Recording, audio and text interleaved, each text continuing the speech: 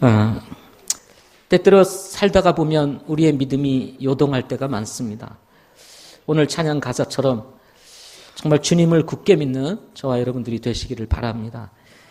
오늘 하나님의 말씀은 여호수아서 1장 1절부터 9절에 있는 말씀 보겠습니다. 여호수아서 1장 1절부터 9절에 있는 말씀입니다. 여호수아서 1장 1절부터 9절에 있는 말씀. 제가 먼저 읽도록 하겠습니다. 이제 주의 종 모세가 죽은 뒤에 주께서 모세의 섬기는 자 눈의 아들 여호수아에게 말씀하여 이르시되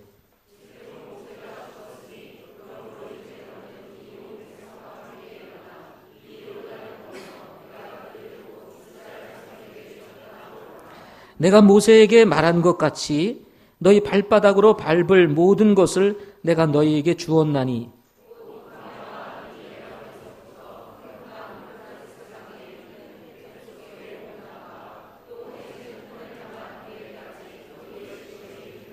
내 평생 동안 능히 아무도 내 앞에 서지 못하리니 내가 모세와 함께하던 것 같이 너와 함께하리라. 내가 너를 떠나지 아니하며 버리지 아니하리니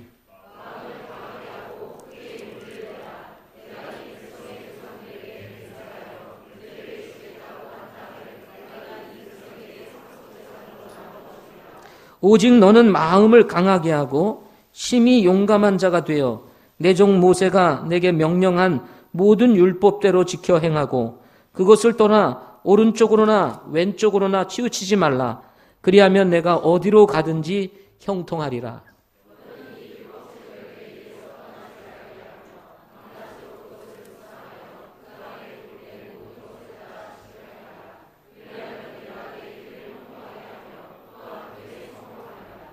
내가 내게 명령하지 아니하였느냐? 마음을 강하게 하고 크게 용기를 내라. 두려워하지 말며 너는 놀라지 말라. 내가 어디로 가든지 주 내 하나님이 너와 함께하느니라 하시니라. 아멘. 기도하시겠습니다. 좋으신 하나님, 존귀하신 아버지 하나님, 이제 새해를 열어주시고 새로운 기회, 새로운 땅에서 새로운 마음으로 출발할 수 있도록 인도해 주시니 감사합니다. 지난 것들은 잊어버리게 하시고 앞에 있는 것을 잡기 위하여 표대를 향해서 나아가는 저와 우리 모든 성도들 될 수 있도록 인도해 주시옵소서. 새해를 맞이함에 있어서 마음이 무거운 분들 계십니까? 오늘 이 아침 예배를 통해서 주님 앞에 이 모든 것들을 내려놓게 하시고 정말 가벼운 멍에를 주님으로 인해서 지고 주님과 함께 동행하는 삶이 될 수 있도록 인도해 주시옵소서. 또 이런 일 저런 일들로 인해서 마음이 어둡고 슬픈 분들이 계십니까? 우리 곁에 계시는 성령 하나님께서 위로하여 주시고 격려해 주시고 다시 힘을 얻을 수 있도록 하나님 도와주시옵소서. 사는 것이 힘들고 어려워서 마음에 참으로 정말 힘드신 분들 계십니까?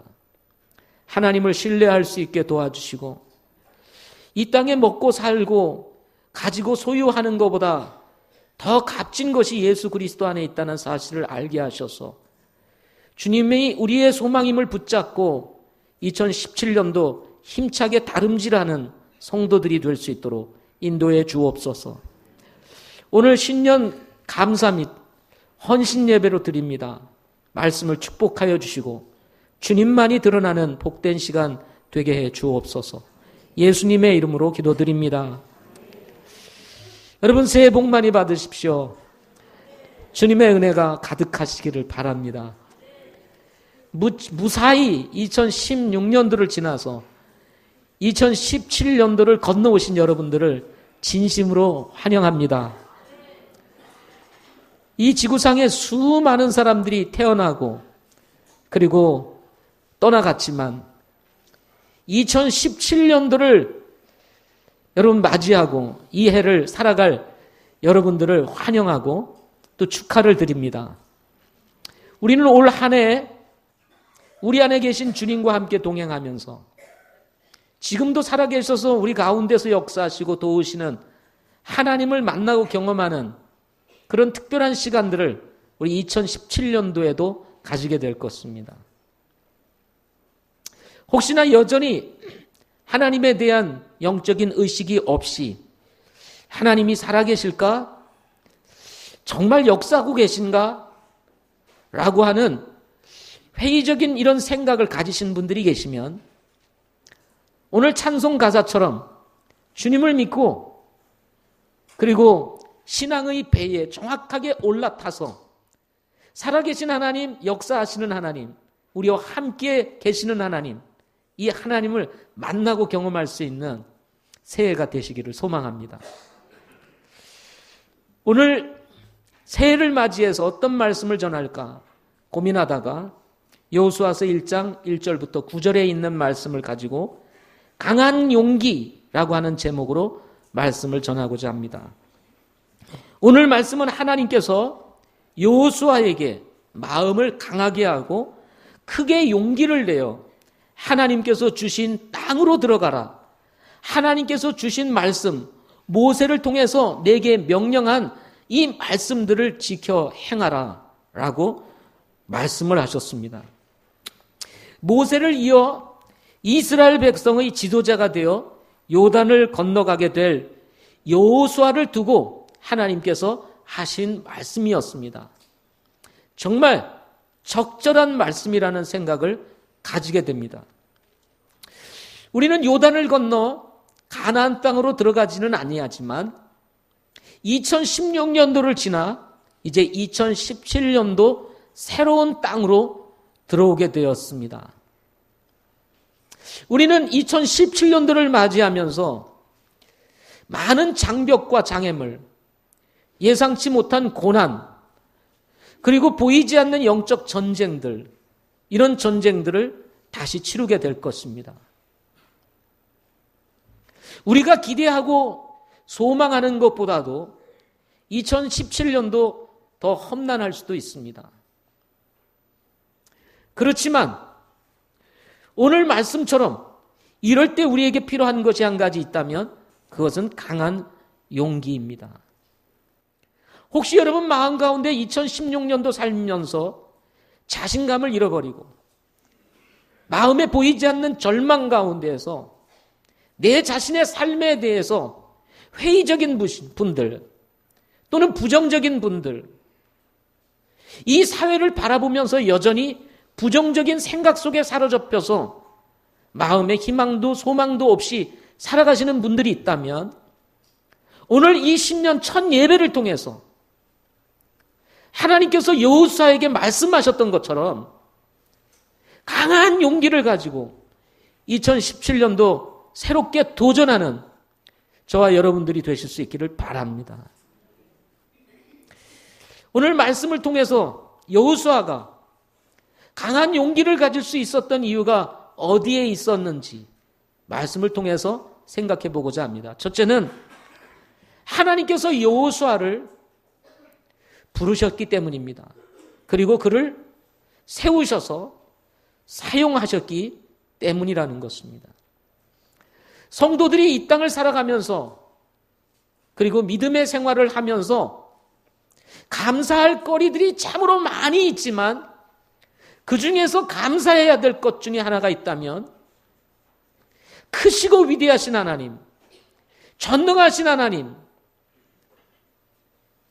만물의 으뜸이 되시는 하나님, 그 하나님의 손에 들림을 받아서 쓰임을 받을 수 있다는 것, 이것이 정말 우리가 감사할 수 있는 것이라고 믿습니다.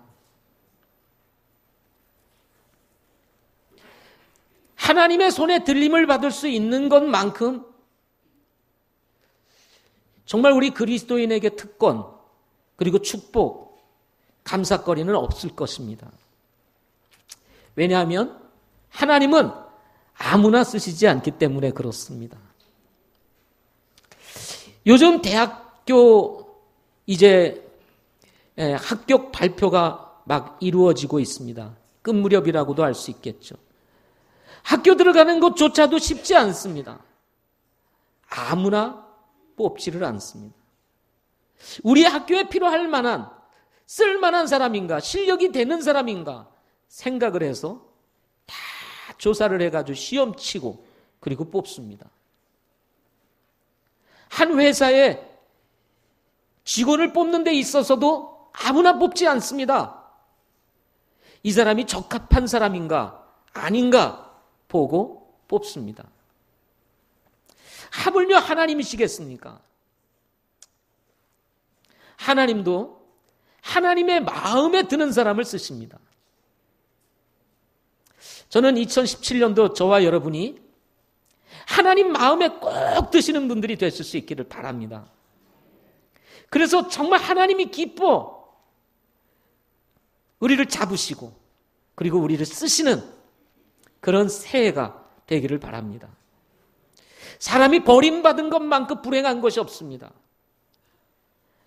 사람이 정말 아무도 불러주지 않는, 아무도 나를 필요로 하지 않을 때 정말 고통스럽고 괴롭습니다.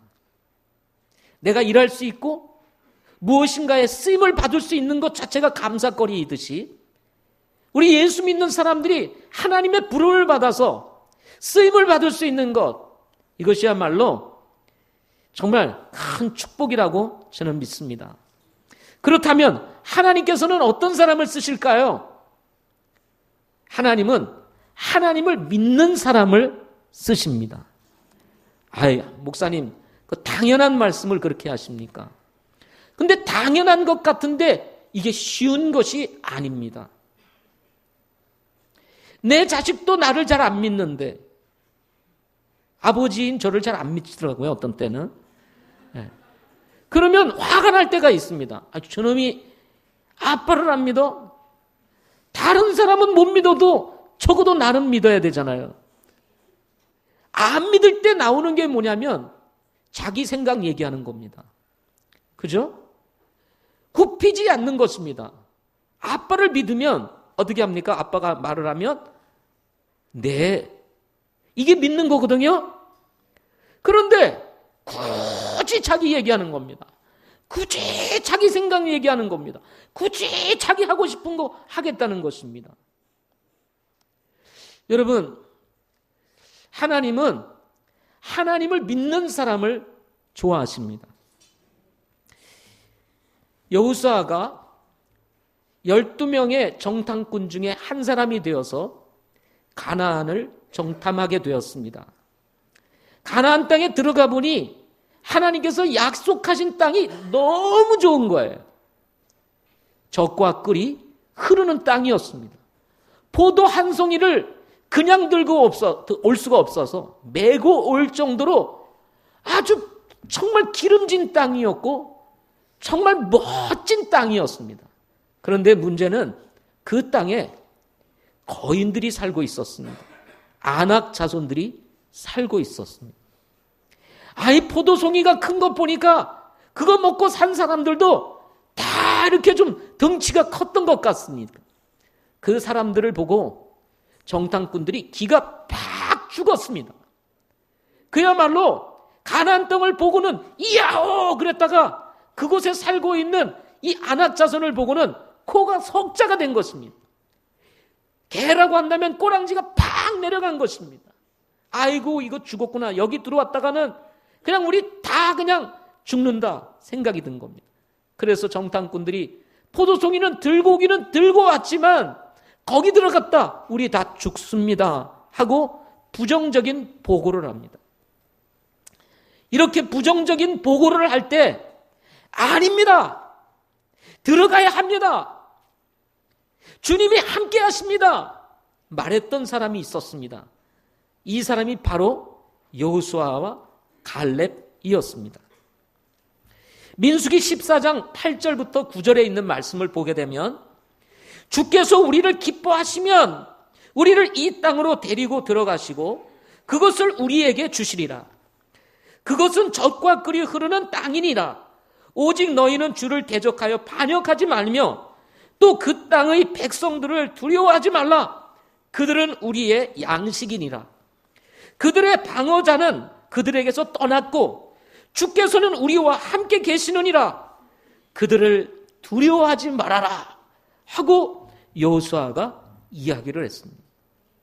모든 사람들이 부정적으로 얘기하고 하나님에 대한 의식조차 없이 지금까지 이스라엘 백성들을 인도하신 분이 하나님이라는 사실을 잊어버린 채 아낙 자손이 살고 있는 가나안 땅으로 들어가면 우리 다 죽습니다, 이렇게 보고할 때에 여호수아는 말하기를 주께서 우리를 기뻐하시면 우리를 이 땅으로 데리고 들어가시고 그것을 우리에게 주시리라. 누가요? 주께서, 하나님께서 우리를 기뻐하시면 이 땅을 주실 것입니다 라고 보고를 했습니다. 그뿐만 아닙니다. 여호수아는 이렇게 말합니다. 오직 너희는 주를 대적하여 반역하지 말며 또 그 땅의 백성들을 두려워하지 말라. 그들은 우리의 밥이니라. 그들의 방어자들은 그들에게서 떠나갔고 주께서는 우리와 함께 하십니다 하고 이야기를 했습니다. 안 된다, 못한다, 들어가면 죽는다, 이렇게 말하는 것은 주를 대적하며 반역하는 것이라고 말을 하면서 오히려 그 거인들 아낙 자손들을 향해서 말하기를 그들은 우리의 밥이니 두려워하지 마라.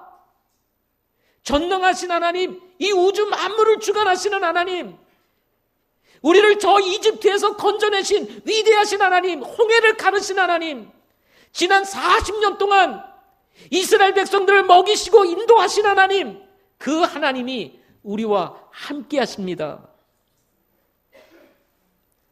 여호수아는 이렇게 하나님을 믿었습니다. 여러분, 2017년도 우리의 삶 가운데 우리는 아낙 자손과 같은 일들을 만나게 될지도 모르겠습니다. 도저히 우리가 넘을 수 없는 난곡불락과 같은 이런 환경 만날 수 있습니다. 고난 만날 수 있습니다. 어려움 만날 수 있습니다. 우리보다도 더 파워를 가지고 권위를 가진 사람들이 우리 앞을 가로막고 우리를 방해할 수도 있습니다. 그렇지만 여러분, 하나님을 믿으면 우리는 가나안 땅에 들어갈 수 있다는 거예요.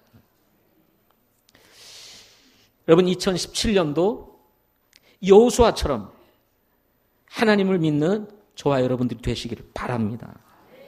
이때 하나님께서 우리를 붙들어 주시는 거예요. 하나님께서 우리를 써주시는 것입니다. 그런가 하면 여호수아는 맡은 일에 성실한 사람이었기 때문이었습니다. 여호수아 1장 1절에 보면 여호수아를 이렇게 소개합니다. 이제 주의 종 모세가 죽은 뒤에 주께서 모세의 섬기는 자 눈의 아들 여호수아, 모세를 섬기는 자 눈의 아들 여호수아다, 이렇게 말씀을 하고 있습니다. 여호수아는 처음부터 모세가 죽을 때까지 이 모세 곁을 지키며 섬겼던 아주 성실한 사람이었습니다. 여러분, 부부도 한 10년 살면 서로 성실함들이 사라지기가 쉽습니다. 그렇고 그런 사이가 되기 쉽습니다. 그래서 우리 각자의 의무를 성실하게 감당하는 일들을 잊어버리고 그저 그냥 각자의 생활을 하기가 참 쉽습니다. 또 꾸준히 살다가 보면 좋은 면보다는 나쁜 면들이 보이기가 쉽습니다. 그래서 다툼이 생기는 거예요. 다툼이 생깁니다. 처음 가졌던 마음, 내가 정말 내 남편 잘 섬기겠다, 내가 내 아내 사랑하겠다, 그게요 지속되기가 쉽지 않습니다. 하물며 한 사람의 지도자를 섬긴다는 것은 쉬운 일이 아닙니다. 많은 사람들이 이런 관계 속에서 나뉘어지는 이유가 어디에 있습니까? 같이 지나고 섬기다 보면 허물이 보이는 거예요. 그러다 보면 마음이 나뉘어지게 되고 사이가 나뉘어지게 되는 것입니다. 그런데 모세는, 여호수아는 변함없이 이 모세 곁을 지키며 섬기는 자였다라고 이야기를 합니다. 출애굽기 17장 8절부터 16절에 보면 르비딤이라는 곳에서 이스라엘 백성들이 아말렉과 전쟁을 치르게 되는 이야기가 나옵니다. 이때 하나님께서 모세에게 말하기를, 모세야, 너 산 꼭대기에 올라가서 손을 들어라. 그리하면 네가 이기고, 네가 만약에 이 손이 들고 있다가 힘이 들어서 손을 내리면 이스라엘 백성이 지리라 하고 말씀을 하십니다. 그때에 이스라엘 백성들을 이끌고 선봉장이 되어서 아말렉과 전투를 했던 사람이 있었는데 그 사람이 누구냐면 여호수아였습니다. 모세는 이 아말렉과의 전쟁을 앞에 두고 산 꼭대기에 올라갑니다. 저 르비딤 골짜기가 내려다 보이는 산 꼭대기, 성지 순례식 때 저희들이 그곳에 올라가 보았습니다. 그렇게 높은 곳은 아니었습니다. 그 꼭대기에 올라가서 르비딤에서 이 아말렉과 싸우는 이스라엘을 바라보면서, 이 자기 백성들을 바라보면서 모세는 하나님을 향해서 손을 들었습니다. 그랬더니 희한하게 이겨요. 그냥 그냥 휘두르면 맞는 거예요. 찌르면 그냥 찔리는 거예요. 그런데 모세가 힘이 들어가지고 손을 내리면 이게 허공을 치는 거예요. 허공을. 그리고 오히려 이스라엘 백성들이 당하는 겁니다. 안 되겠다 싶어서 또 손을 들면 또 이스라엘이 이기는 거예요. 세상에 이런 전쟁이 어디에 있습니까? 이런 전쟁 이야기 들어보신 적 있으세요? 없으시죠? 정말 상식적이지 않은 전쟁입니다.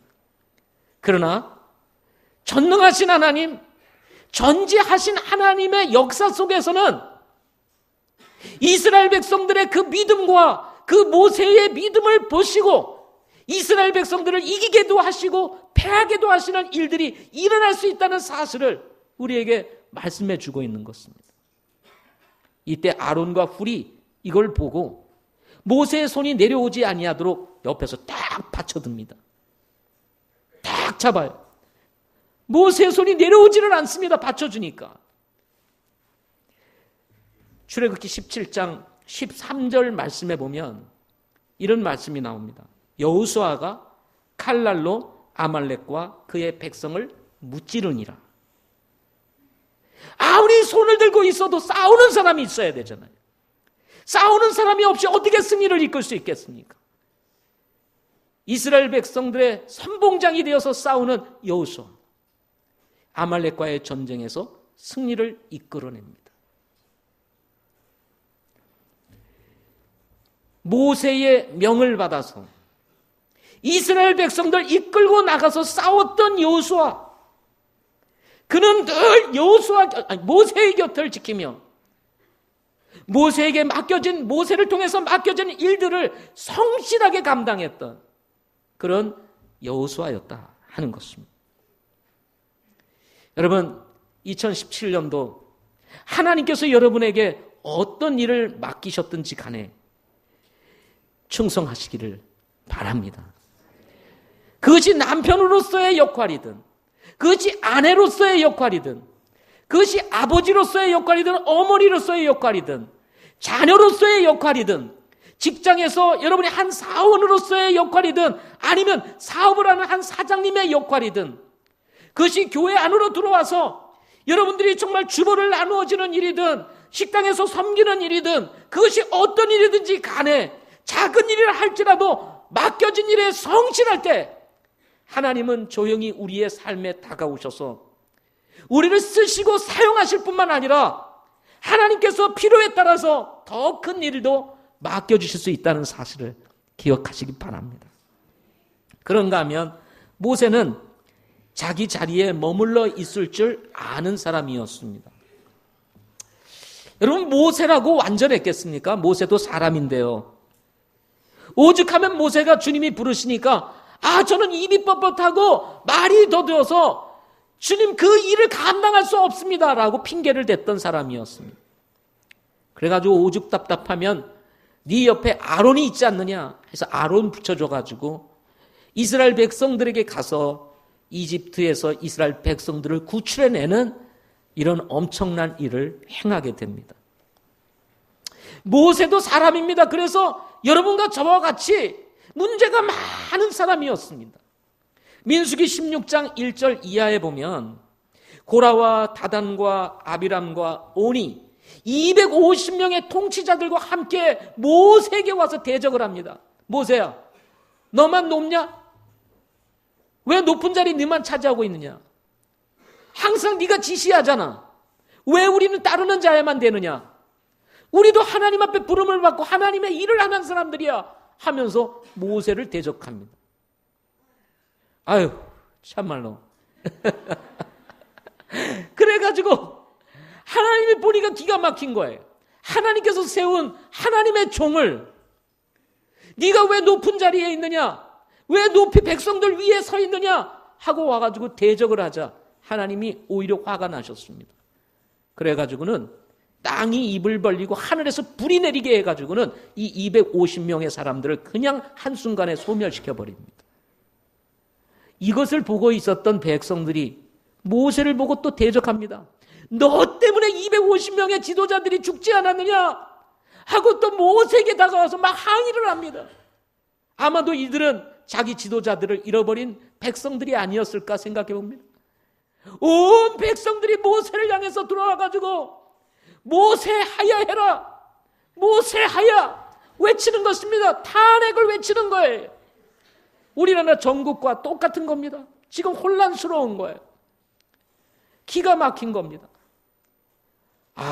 참 하나님이 없으면 해결이 안 돼요.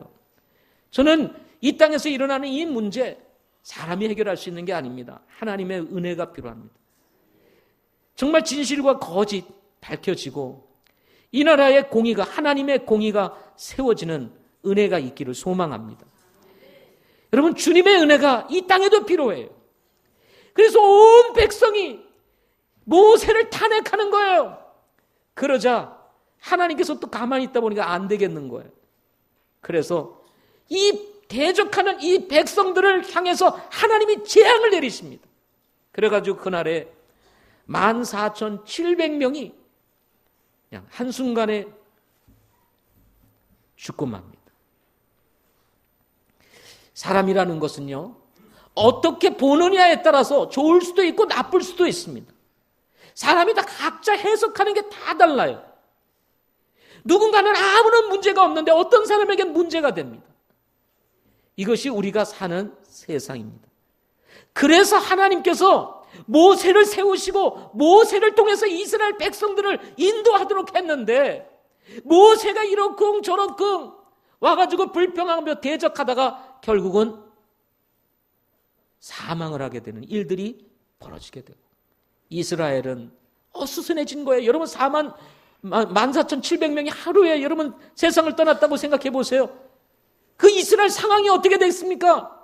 여러분 촛불 집회 여러분 맞불 집회 하다가 14,700명이 죽었다고 생각해 보세요. 우리나라가 지금 어떻게 되겠나? 그 상황을 한번 생각해 보라는 거예요.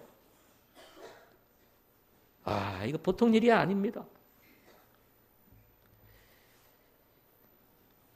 민수기 12장 1절 말씀해 보면 모세가 잘 나가다가 에티오피아 여인하고 결혼을 합니다. 아니 모세가 누구랑 결혼을 해야 돼요? 믿는 사람하고 결혼해야죠. 아멘? 당연히 하나님의 백성들하고 결혼해야 되잖아요. 근데 이스라엘의 지도자가 이 법칙을 깨고 이방인 여인하고 결혼을 하는 거예요. 그래가지고 옆에 있던 모세의 가족인 미리암과 그리고 형 아론이 모세를 비난합니다. 너 왜 그렇게 하느냐? 너 그렇게 하면 되겠어? 아니 이스라엘의 지도자이면서 하나님의 종이 그렇게 하면 되겠어? 막 비난을 합니다. 아이고 정말. 네. 그때에 아니 하나님께서도 맞다. 너 모세 잘못했지. 이렇게 하셔야 되는데 하나님께서 말씀하십니다. 아론, 미리암, 내가 모세를 세웠는데 왜 네가 난리야? 너 가만히 있어. 내가 알아서 해, 알아서. 그래서 오히려 미리암과 아론을 책망합니다. 그리고는 이게 그냥 슬쩍 지나가면 안 되잖아. 이렇게 그냥 담 넘어가듯이 구렁이 담 넘어가면 안 되니까 다음에 그러지 못하도록 미리암에게 문둥병을 바라기 말합니다. 갑자기 그냥 미리암에게 모세 그냥 비난하다가 문둥병이 확 들어버려요. 문둥병. 그럼 뭐예요? 과거에 죽는 거고. 죽는 거 문둥병. 그리고 완전히 백성으로부터 차단되어지고 그리고 소외되는 격리되는 이런 병이 아닙니까? 오늘날 같으면 암과 같은 거예요. 암 걸리면 죽음, 죽음하면 암 이렇게 되듯이. 그러니 얼마나 두려움이 있겠습니까? 이때 모세가 하나님 앞에 구합니다. 하나님 도와주세요. 용서해 주세요. 미리암 살려주세요. 그랬더니 하나님께서 문둥병 다시 가져갑니다. 이때에 여호수아서 12장 7절부터 8절에 보면 이런 말씀이 나옵니다. 내 종 모세와는 그리하지 아니하나니 그는 나의 온 집에서 신실한 자니라. 모세를 두고 하시는 말씀이에요. 온 집에서 신실한 자니라. 너희가 어찌하여 내 종 모세를 비방하기를 두려워하지 아니하느냐 하고 하나님께서 모세 편에 딱 쓰십니다. 미리암도 비난하고 아론도 비난할 정도라면 그동안 이 모세를 섬겨왔던 여호수아도 비난할 만하잖아요. 그죠? 그런데 여호수아는 침묵합니다. 민수기 20장 1절부터 13절에 보면 이스라엘 백성들이 물이 없어가지고 하나님 앞에 또 불평합니다. 목말라 죽겠습니다. 목말라 죽겠어요. 그 물 어디 있어요? 물 좀 주세요 하고 또다시 불평을 합니다. 그래가지고 모세가 하나님 앞에 기도하니까 말씀하십니다. 모세야, 너는 막대기를 가지고 내 형 아론과 함께 더불어 지폐를 함께 모으고 너희는 그들의 눈앞에서 반석에게 말하라. 그리하면 내가 물을 낼게 하고 말씀합니다. 이스라엘 백성을 인도하다 보니까 시시때때로 하여튼 사사건건 불평하고 원망하고 모세 찾아와가지고 귀찮게 굽니다. 모세도 짜증이 나겠죠. 그동안 하나님께서 이스라엘 백성들을 인도하시면서 그 베푸셨던 그 놀라운 은혜들, 경험했던 기적들, 이 정도 되면 이제는 하나님을 믿고 신뢰하고 따라가면 하나님께서 알아서 다 해결해 줄 텐데 라는 생각을 가지는데 좀 문제가 생기면 와서 또 불평하고 원망.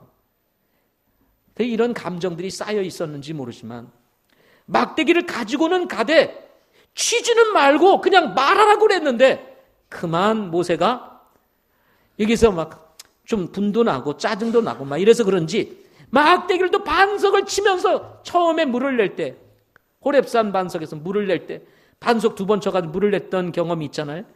그래가지고 2번 치면서 물 나와라 그랬더니 물이 쫙 나오기는 했어요. 그렇지만 이 일로 인해서 모세는 가나안 땅에 들어가지 못하고 느보산에서 결국은 생을 마치게 되는 이런 실수를 범하게 됩니다. 모세가 실수가 많았습니다. 그야말로 문제도 있었습니다. 어려움도 있었습니다. 그럼에도 불구하고 여호수아는 그런 모세 곁에서 변함없이 자기 자리를 지키면서 모세를 섬겼던 사람, 그 섬겼던 사람이 누구였습니까? 여호수아였어요.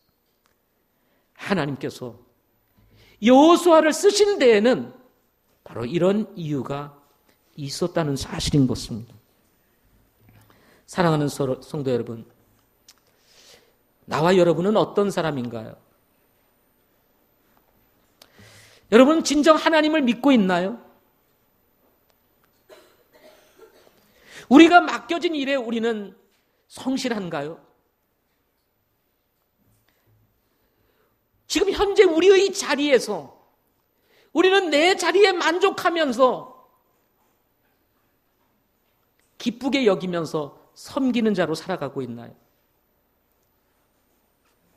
아니면 이브처럼 사단의 유혹을 받아서 인간으로서 누릴 수 있는 모든 자유를 포기하고 하나님이 되어 내 마음대로 살고 싶은 마음에 욕심에 선악을 알게 하는 나무의 열매를 따먹고 범죄했던 것처럼 여론의 자리를 박차고 나가서 다른 사람의 자리에 올라가고 싶은가요?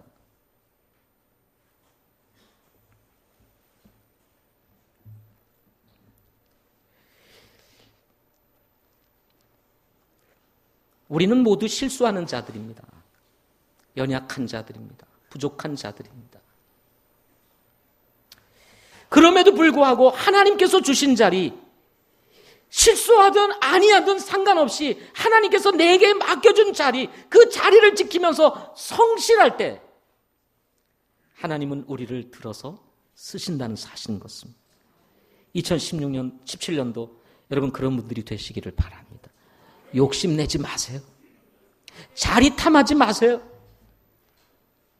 지금 현재의 나의 자리에 내가 성실할 때 하나님께서 알아서 높여주시는 것입니다.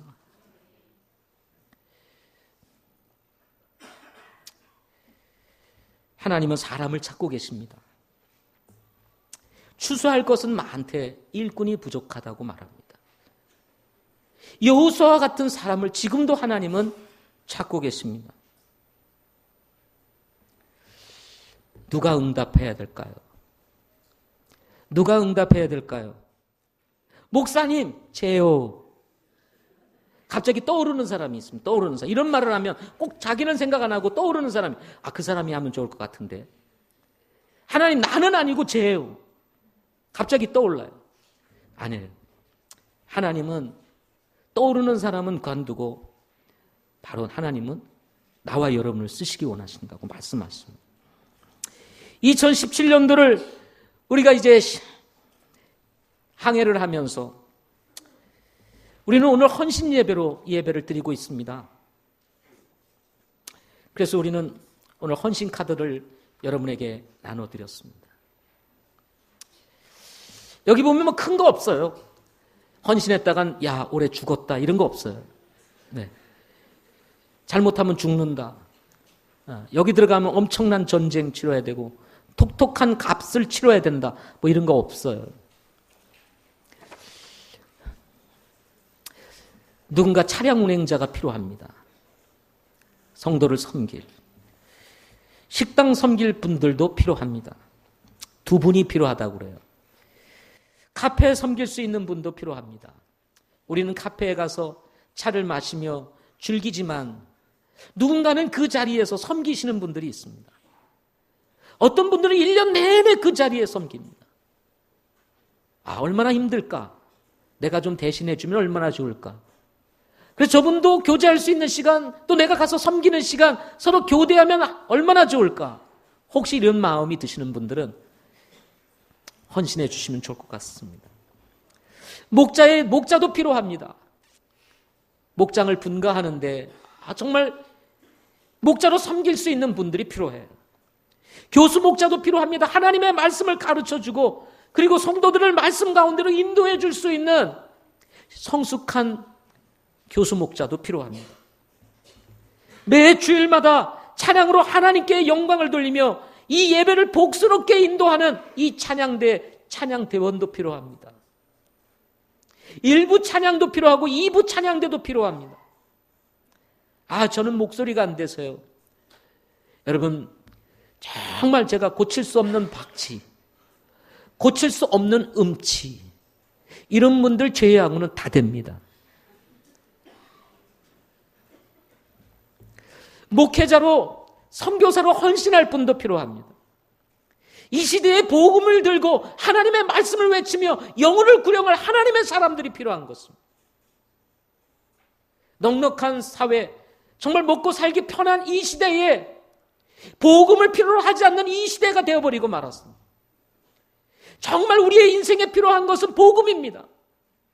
복음이 없어서 사람이 죽어간다는 사실을 알지 못한 채 먹고 사는 일에 집중되어져 있는 이 사회를 보게 됩니다. 사람들 겉은 화려하지만 영적으로는 정말 메말라 있고 죽어있는 저 영혼들을 살릴 하나님의 사람들, 살아있는 하나님의 말씀을 선포하고 잃어버린 영혼들을 찾아 구원해낼 수 있는 하나님의 손에 들림을 받아서 쓰임받을 수 있는 하나님의 종, 우리나라뿐만 아니라 아직도 복음이 들어가 있지 아니한 세계 곳곳의 미종족들을 향하여 하나님의 말씀을 가지고 가서 그들에게 복음을 전해줄 하나님의 사람들이 필요하다는 것입니다.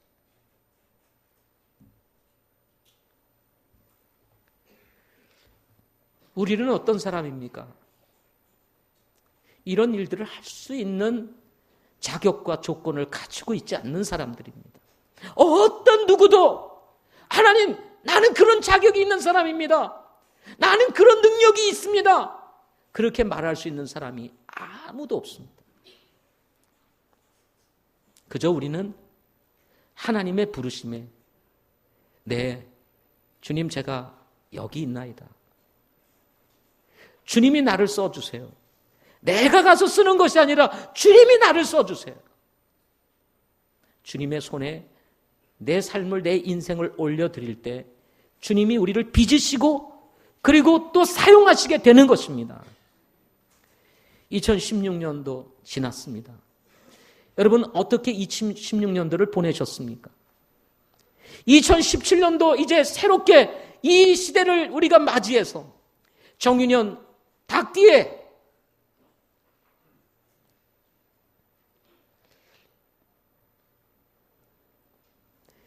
이 해에 여러분 비록 작은 일일지라도 하나님 앞에 여러분 자신을 드리고 또 쓰임을 받을 수 있는 기쁨, 축복, 특권 그리고 감사거리를 만들어 가실 수 있기를 바랍니다.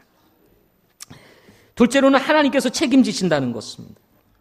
하나님은 하나님을 따르는 사람들을 책임지십니다. 이것이 삶의 법칙이며 하나님의 법칙입니다.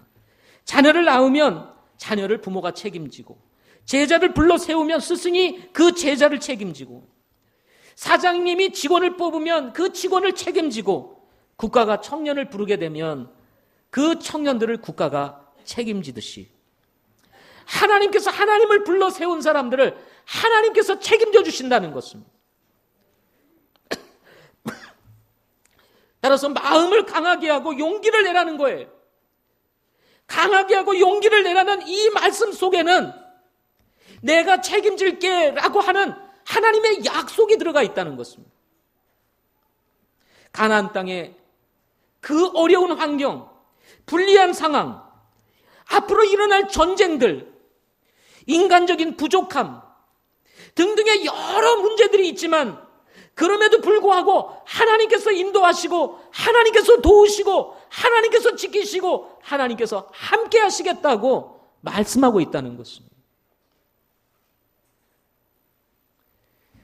이때 필요한 것은 그냥 우리는 단순하게 네 하나님, 하나님께서 하시는 대로 제가 하겠습니다. 강한 용기 가지고 내가 나가겠습니다. 그러면 하나님께서 책임주신다는 거예요. 아멘. 두려워하지 마십시오. 놀라지 마십시오. 두려워하면 세상을 두려워하고 사람을 두려워하고 지금의 현실적인 환경을 두려워하는 마음이 있게 되면 하나님에 대한 의심 그리고 하나님에 대한 염려 이것이 찾아오면서 여러분 불신이 우리 안에 들어오게 되는 것입니다. 그러면요 불신이 마음에 딱 들어오는 순간 하나님으로부터 오는 모든 영적인 공급이 차단되고 맙니다. 이 영적인 공급이 차단되면 하나님과의 영적인 교제가 단절됨으로 인해서 그때부터 영적으로 메마르게 되고 기쁨이 사라지고 평안이 사라지고 예배 드려도 목장 모임을 해도 말씀을 공부해도 읽어도 들어오지를 않습니다. 왜? 내 마음에 불신이 있습니다. 메말라지게 되는 거죠. 베드로가 예수님이 물 위에서 올라오시는 것을 보고 제자들이 놀랬습니다. 아, 이건 악한 영이 아니냐? 아, 근데 나다 그랬어요. 그러니까 베드로가 막 주님, 만일 당신이 주시라면 나도 주님처럼 바다 위를 걷게 해주세요. 아무도 그런 생각을 하지 못했습니다. 주님이 이 무리를 걸으신다고 해서 나도 저 무리를 걸을 수 있다. 그 어떤 제자도 그런 생각을 하지 못할 때 베드로는 얘기하기를, 주님, 당신이 주시거든 나로 하여금 주님처럼 이 무리를 걷게 해주세요. 그랬더니 주님이 말씀하십니다. 와. 그랬어요. 우리말로 얘기하면 와. 그랬어요. 그랬더니 에이, 그냥 제가 했던 말이죠. 아이, 주님, 그냥 오세요. 보통 우리는 이렇게 생각합니다. 믿음을 구사할 때 우리는 머리로 구사한다는 거예요. 설마 주님이 오라고 하시는 말씀을 할 것이라고 생각을 하지 않습니다. 야, 인마 올라오기는 내려와. 내가 올라가면 되지. 그렇게 생각을 하는 겁니다. 근데 오라는 거예요. 갑자기 겁납니다. 갑자기 물 위에 처음으로 발을 내디르니 두렵겠어요, 안 두렵겠어요? 그런데 이 베드로는 정말 믿음을 가지고 발을 내딛습니다. 여러분, 2017년도 이 믿음이 있기를 바랍니다. 예. 그런데 무리를 걷고 주님과 무리에서 딱 만난 순간 갑자기 바람과 함께 밀려오는 거친 파도가 이 베드로를 향해서 쫙 밀려오는 거예요. 자신을 덮칠 것 같은 이 거친 파도를 보면서 갑자기 베드로 마음속에 두려움이 생겼습니다. 두려움이. 그러자 갑자기 어떻게 됐어요? 그 두려움이 생기는 순간 믿음은 사라지고 그 두려움이 베드로의 마음을 채우면서 그만 물속에 빠지게 됩니다. 그러자 주여 나를 건져내소서. 여러분, 이것이 우리의 믿음일 수 있다는 것입니다. 우리의 믿음. 거친 파도, 그 어떤 풍랑일지라도 무리를 걷게 하신 주님이 나를 책임지신다는 이 믿음이 있다면 우리는 그 거친 파도를 즐기면서 주님과 함께 할 수 있는 은혜를 누렸을 텐데 두려움에 사로잡히자 빠져들게 되는 참 안타까운 이야기가 성경에 기록되어 있습니다. 우리의 모습입니다. 우리의 모습.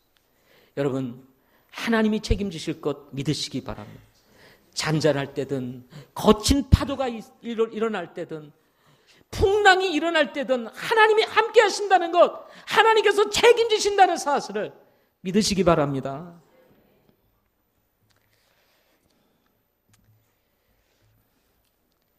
오늘 새해가 돼서 그런지 말씀을 어떻게든지 짧게 전해야 되겠다. 각오를 하고 올라왔습니다. 근데 이상하게 자꾸 길어져요. 제가 최근에 유튜브에 올라가고 있는 제 설교를 보니까 40분대에서 50분대로 올라갔습니다. 내가 40분대로 낮춰야 되는데. 그래서 그렇게 준비했어요.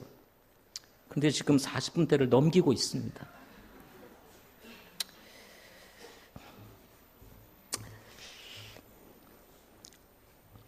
지난 한 해 저는 하나님을 경험하는 삶에 연속적으로 하나님을 경험하는 삶을 살았습니다. 이런 일 저런 일들이 많이 있었지만 그럼에도 불구하고 여전히 제가 존재하고 있다는 것, 이것은 하나님이 나와 함께 하셨다는 사실인 것입니다. 아침을 깨우는 일부터 시작하여 잠자리에 들기까지 보이지 아니하시는 하나님의 손길이 미치지 않은 때가 없었다는 것 여러분 아세요? 여러분이 하나님을 알든 하나님을 인식하든 하나님께서 나를 붙들고 계시고 나와 함께 계시다는 사실, 하나님이 나와 함께 동행하고 있다는 사실을 내가 인지하지 못해도 하나님은 여전히 나와 함께 하시고 있었다는 사실을 여러분 아시냐고요? 우리 안에 내주하시는 하나님께서는 한순간도 우리를 떠나신 적이 없다는 사실을 아세요? 우리는 하나님을 떠나서 내가 원하는 것을 할 때도 있고, 주님 모르시죠? 그러면서 모르는 곳에서 우리가 딴짓할 때도 있고, 그럼에도 불구하고 하나님은 절대로 우리를 떠나신 적이 없으신 하나님이셨습니다. 그분은 졸지도 아니하시고 주무시지도 아니하시며 우리를 살피고 계시고 우리를 인도하시고 계셨던 분이시라는 것입니다. 우리가 열심히 사니까 사는 것이 아닙니다. 우리가 아무리 열심히 살아도 하나님께서 우리의 삶에 끈을 딱 놓으시는 순간 여러분 인생의 쓰나미가 우리의 삶에 찾아올 수 있다는 것입니다. 오늘 내가 안전하게 하나님께서 공급하시는 필요를 쫓아서 오늘 우리가 이렇게 정말 편안한 가운데 예배를 드릴 수 있었던 것은 보이지 아니하시는 하나님께서 우리를 인도하시고 계셨기 때문이라는 것입니다. 빌립보서 4장 19절 오직 내 하나님께서 그리스도 예수님을 통해 영광 가운데 자신의 부요하심에 따라 너희의 모든 필요를 공급하시리라. 공급하시는 하나님이 2017년도 여러분 책임지신다는 사실을 믿으시기를 바랍니다. 마지막으로 하나님께서 보상하신다는 말씀입니다. 시간이 많이 지나서 우리 말씀을 마무리해야 될 것 같은데요. 이 마지막 말씀은 1장 1절과 1장 7절 말씀을 통해서 하나님께서 말씀하신 대로 가고 하나님께서 말씀하신 대로 지켜 행하면 그 다음에 하나님께서 어떻게 하시겠다라고 하는 약속의 말씀 이런 것들로 가득 차 있는 것을 보게 됩니다. 1장 3절에 보면 발바닥으로 밤들 모든 것을 내가 너에게 주었나니 내 평생 능히 아무도 내 앞에 서지 못하게 하리라. 모세와 함께 하신 것 같이 여호수아와 함께 하시겠다. 어디를 가든지 형통하겠다. 내 길을 형통하게 하며 크게 성공하리라.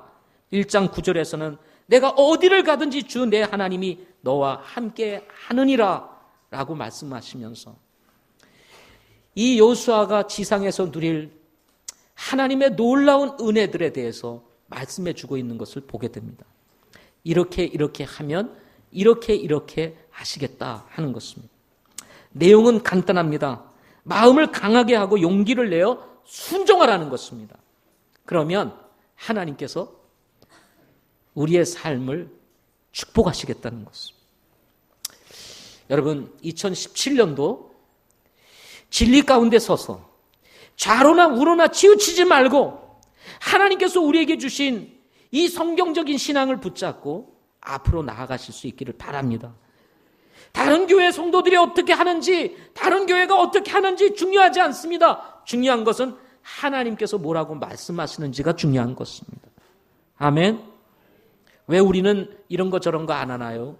이렇게 말씀하시는 분들이 많습니다. 처음 우리 교회를 오신 분들은 더욱 그렇습니다. 그렇지만 다른 교회가 하느냐 안 하느냐 중요한 것이 아니라 성경에서 뭐라고 말하느냐는 것입니다.